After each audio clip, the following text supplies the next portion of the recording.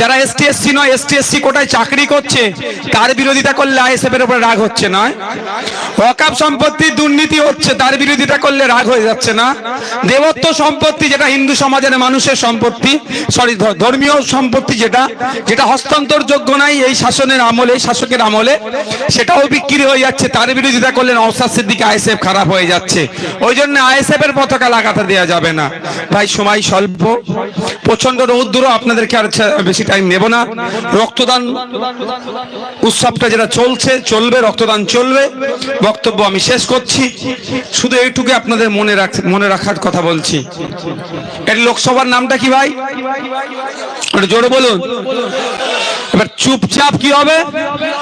একটু জোরে বলুন। চুপচাপ, চুপচাপ। মথুরাপুর লোকসভায় আমরা প্রার্থী দিচ্ছি।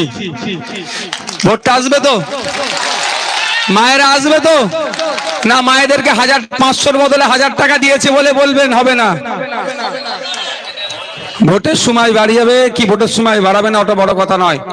মায়েদের হাতে কাজ দিতে হবে, মাস গেলে যাতে 5,000-এর আশপাশে ইনকাম করতে পারে, তার ব্যবস্থা সরকারকে করতে বাধ্য করব।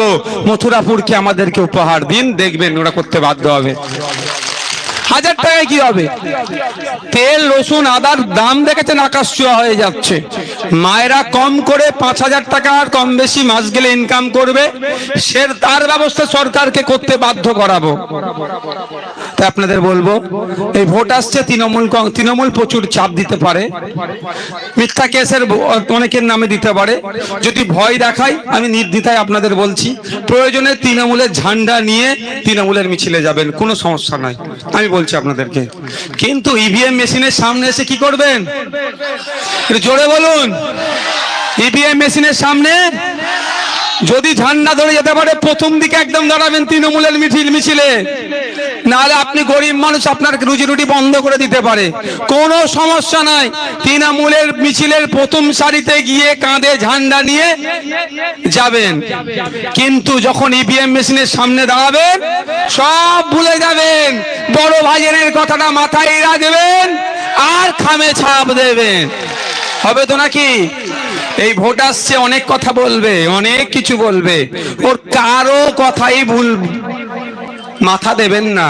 ভোট আসবে, সিএ এর ভয় দেখাবে।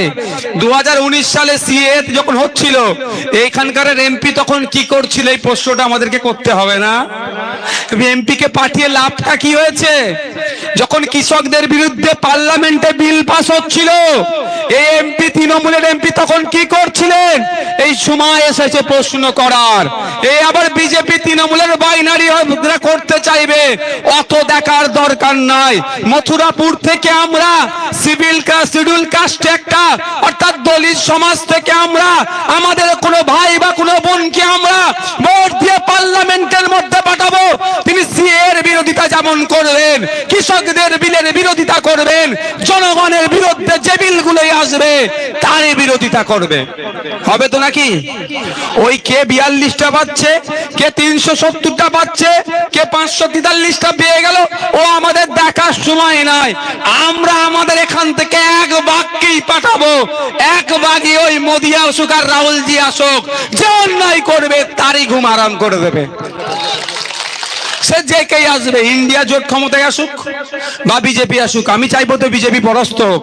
কিন্তু বিজেপিকে পরাস্ত করার জন্য যাদের প্রতি ভরসা করছি তারা করবে তো? তারা করবে তো? মনোজ বলছে কি বিজেপিকে আটকানোর জন্য তৃণমূলকে লাগবে। আমরা দেখছি যখনই তৃণমূল বিপদে পড়ে তখনই বিজেপি দ্বারস্থ হয়ে যাচ্ছে। এরা কি করবে? তার প্রমাণ স্বরূপ অনেক আছে।